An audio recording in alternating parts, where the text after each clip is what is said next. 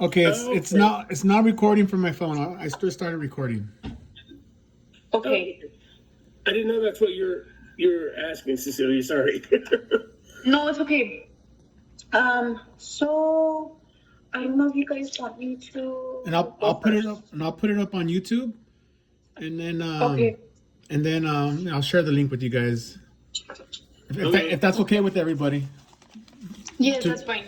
to be on Yeah, YouTube. and then if you want, I'll share the link. Then we're supposed to send the link to Professor. So Okay.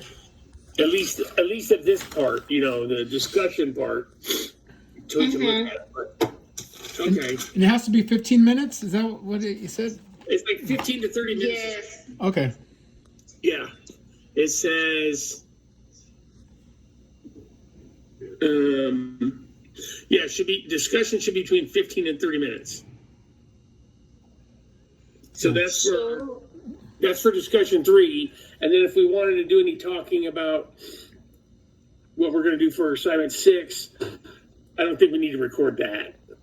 I don't think so. I think we just everybody has to do their part, and somebody's going to submit the one copy, right? I think. Yes. Everyone submits. Yeah. Does everybody submit the same one? Sorry, I wasn't there during the. Yes. Okay.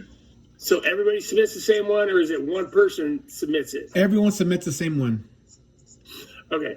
Alfredo, I don't think I could hear you. Alfredo, were you saying something? No. No, we can't hear you. Yeah, we can't hear you. I think you got to put your mic on. Okay. Let's wait for Alfredo to connect his audio. Can you hear me? Oh, there you go. Here we go. Okay. I had to go into my computer settings. Sorry, I kept saying stuff and I didn't realize it. Okay. Yeah, so I think, I'm not sure, but I believe with one link under the discussion is enough. Yeah. Okay. Yeah. It says he just needs record your group's discussion and post the link so your instructor can access the discussion for grading purposes. Okay, great. Oh, just this link? Yeah, we just send him the link. Okay. So if you're going to put it on YouTube, then that'd be perfect. Okay. All right. Yeah. Yeah. All right. So you want to go in order of the way the template goes, the respect? Want me to go first, or do you guys have a turn? Well, That's on assignment 6. We're doing our discussion board post. Yeah. That other one's the other one doesn't need to be recorded. Yeah, the function, the discussion, how do we determine the function of behavior? Discussion 3. Yeah. And we had 2 prompts. How does an understanding of the context in which behavior occurs, ABC, help you develop interventions? And then share a time you think you have seen a mismatch between function and intervention. So we're discussing the discussion question on here as well. Yeah, that's the first thing we're doing. Yeah. Okay. That's the only thing we have to turn in. Yeah. The other one just has to be the written one, so we don't have to actually Oh, really? video that one. Yeah. Yeah. Yeah.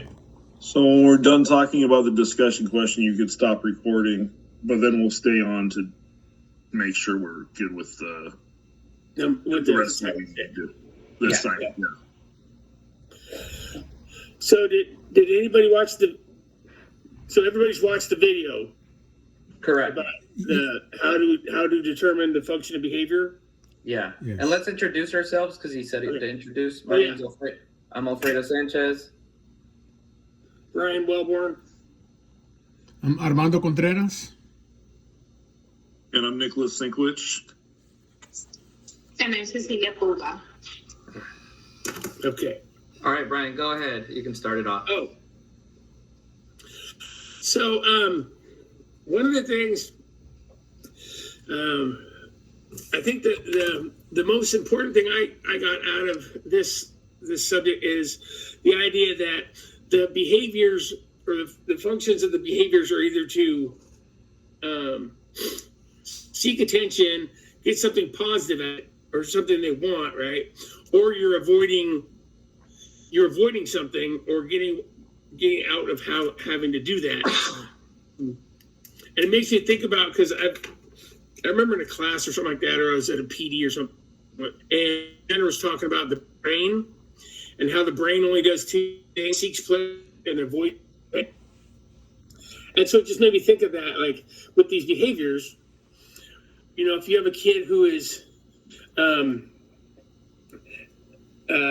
acting out, like being defiant, he's trying to avoid doing the task that they're asking.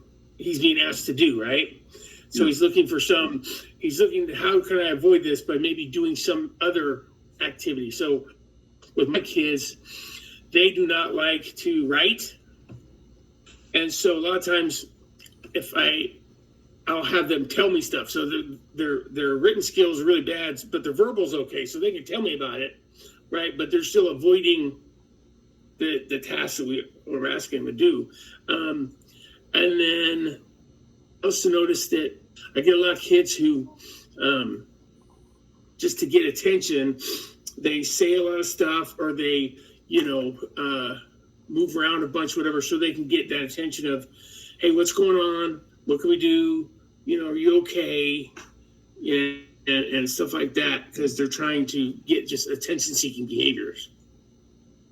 And so I just thought about that, because I see that a lot in class. I have kids who are doing stuff clearly to get attention, whether it's good or bad. What, Who runs around my class all the time. He does it for attention. Brian? What's the number one thing you go to for like a consequence when they're attention seeking? The first thing we always have them do is go sit down, right? Like, get back to your desk. Get back to your desk. We do, you step outside, because I have kids with ADHD, and a lot of them have breaks they have breaks as one of their accommodations.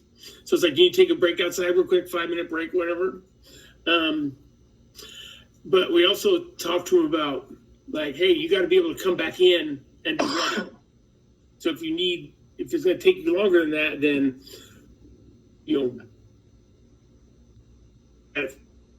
right? Because it's not just go outside for 5 and mess around and come back and continue to do the same thing. So a lot of times, myself or one of my instructional assistants will go outside and talk with a student about, hey, you're supposed to be doing your math assignment. Would you like to, are you getting too overstimulated in the class? Do you want to go to the library? And we could do it one-on-one.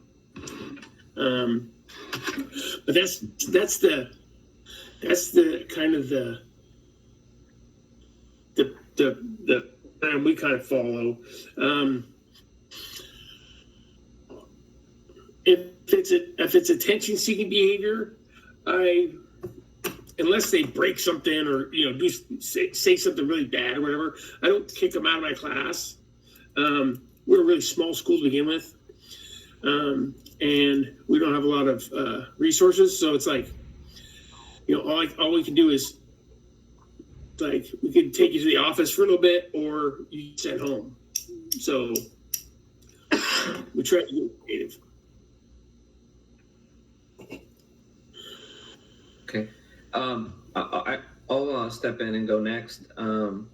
So I agree with Brian. I think the determining the function of a behavior is those two things, two reasons. Either they're trying to get or obtain something, or avoid or escape. I also, from watching the video, I learned that sometimes the teachers kind of inflate the problem. So some teachers tend to ignore a behavior, and that result just becomes relevant. So the students just continue to do it. So it's like, sometimes by avoiding them the student realizes that that's their escape. And that's kind of one of the things I noticed from the video. On a more personal level, a situation I've had is, I think a lot of people know this, but I work a lot. I'm a substitute teacher, and I work a lot at a adult transition program.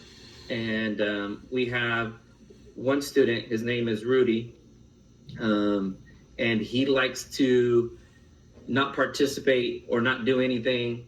And the in-class teacher that I've actually been in there with tends to do that. She tends to ignore him and just kind of moves on, and just has other students participate or have other students actually do the work. So at the same time, it's unfair to all the other students because they might be also picking up on that and might realize that maybe that's okay. Maybe they can pull the same thing. And in his case, it's not for attention. He's actually doing it to avoid or escape doing the work. But what I've noticed that actually works with him is that the school has a lot of privileges. So at the end of the day, sometimes they're able to go visit their friends in another classroom. And that's one thing Rudy really likes. So due to the fact that, it's not something that he's supposed to be doing, but it's a privilege. If you make that, hey, Rudy, please participate, or please do this with us. If not, you won't be able to see your friend in so-and-so's class. And he snaps right out of it. And that consequence really does lead him to actually participate in class and communicate with all his other peers. So that's what I've noticed that works on a personal level in that situation. I would like to go next. Oh. I'm sorry, go ahead, Brian. Go ahead. No. Oh, okay, I'm sorry. I want to answer, how does an understanding of the context in which behavior occurs help you develop interventions? So I'm also a substitute teacher, and I have worked with some of the same classes multiple times.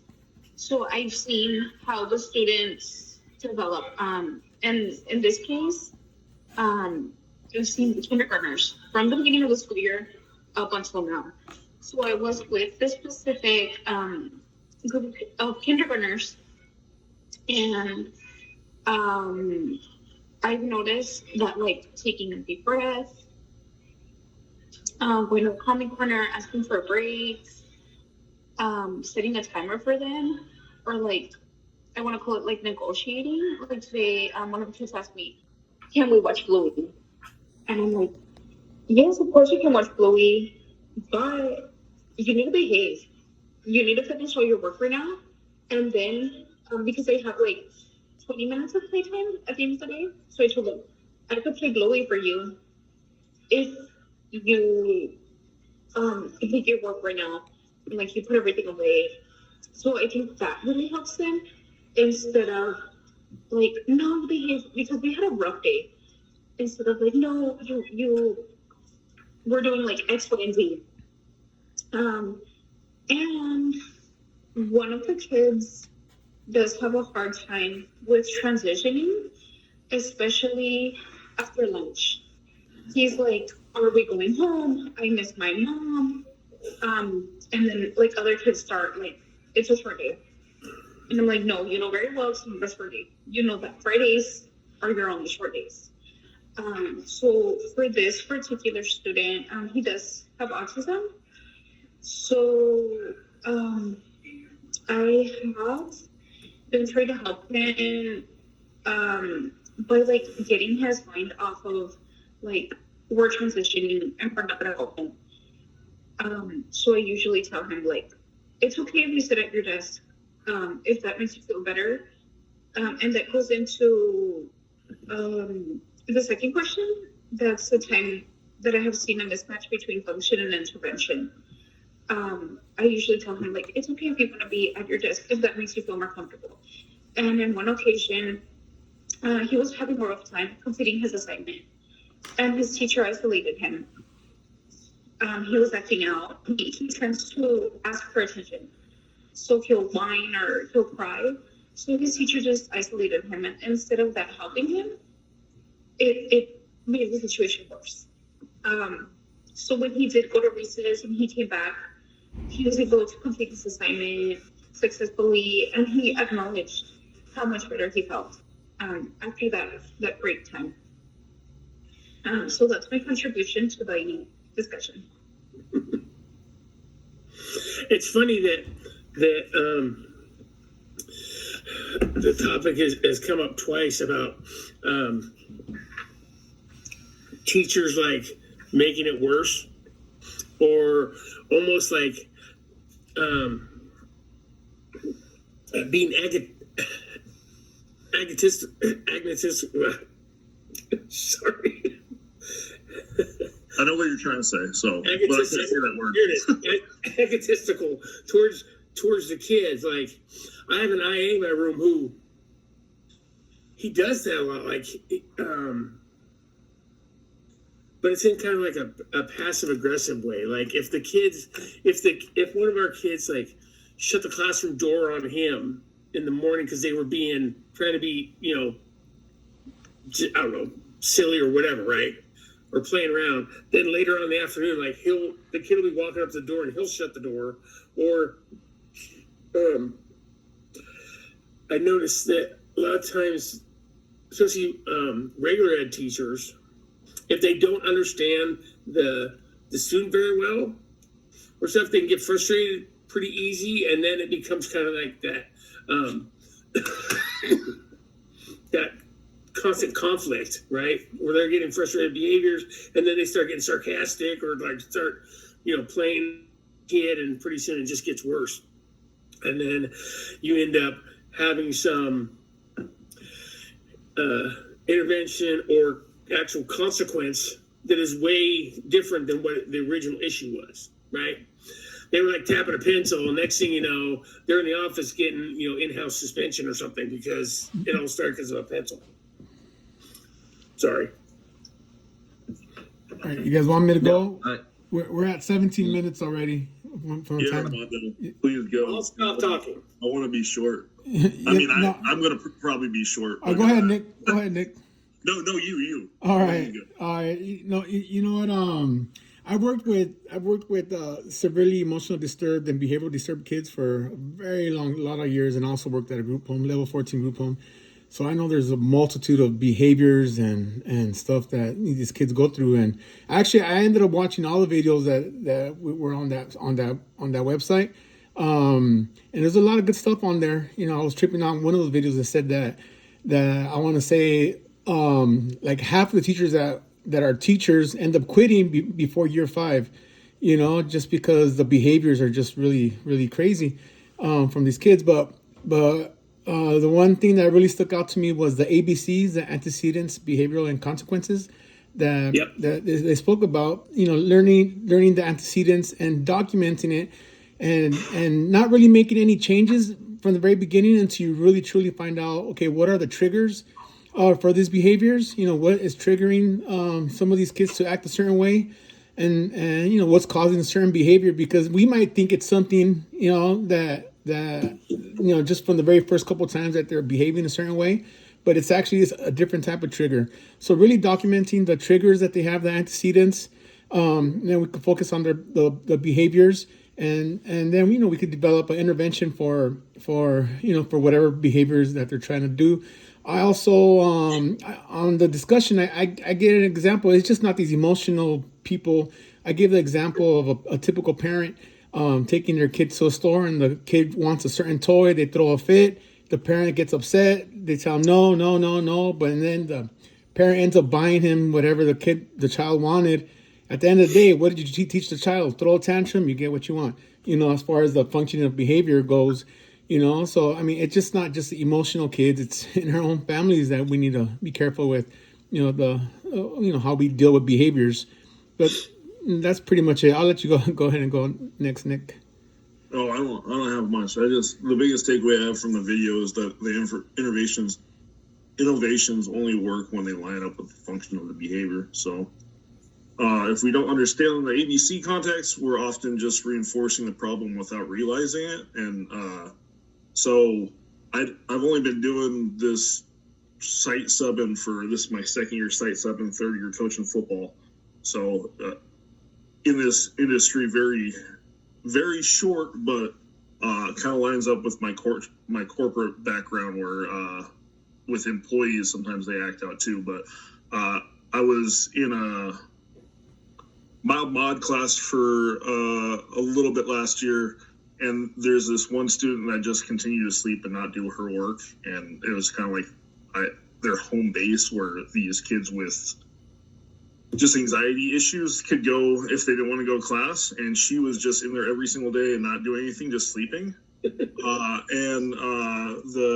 aides would try to get her to work, and whenever they'd finally convince her to do like a minute worth of work, and then she'd just like get frustrated and say she needed to speak to the psychologist on site, and we have I think 5. But her psychologist, and I finally told him, I'm like, she's only continuing to ask for that because she knows that psychologist is so busy and she's not going to get up here until the end of the day. She won't have time. So she's just going to sleep at her desk the whole time. So they started to work out a different function of either getting a different aide or a different psychologist to like help her out if she's having like a little mental break, or having the psychologist actually back and say, hey, I'm not available all the time, but you got to keep working. This is part of the process. So she's actually going to class now. I've seen her a few times. She's not just hanging out and sleeping, so that's good. Yeah.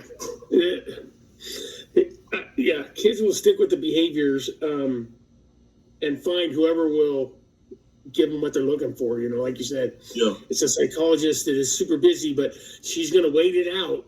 And, I can't do anything until I talk to this person, and she's going to wait it out all day. Oh, yeah. And it can be very difficult. I'm sure it was difficult for the aides too, probably battling with this person for a long time just to do work, and finally they're just like, fine, like at least you're showing up. I'm not going to make you do any work because you're going to have credit recovery here in like a year when you're so behind on all this stuff. Well, and then that brings up the question of, do you put all your efforts into this person who's, for example, sleeping the whole time, and you're taking away time from the kids who are actually working, or if you are engaging with the sleeping person and then they're disrupting the whole class, and they're going to be bothering everybody else. It's like, what's the lesser of two evils? Exactly.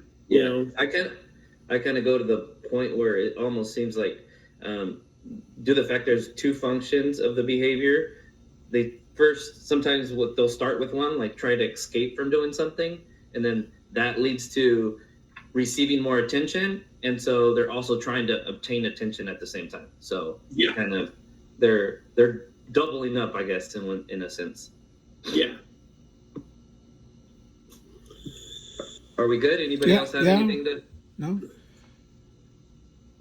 I was just gonna agree with you, Alfredo. That's all I was gonna say. All right. Great discussion, guys. I think we can. Okay, I'm gonna end this recording. Okay. All right. Recording. This is the first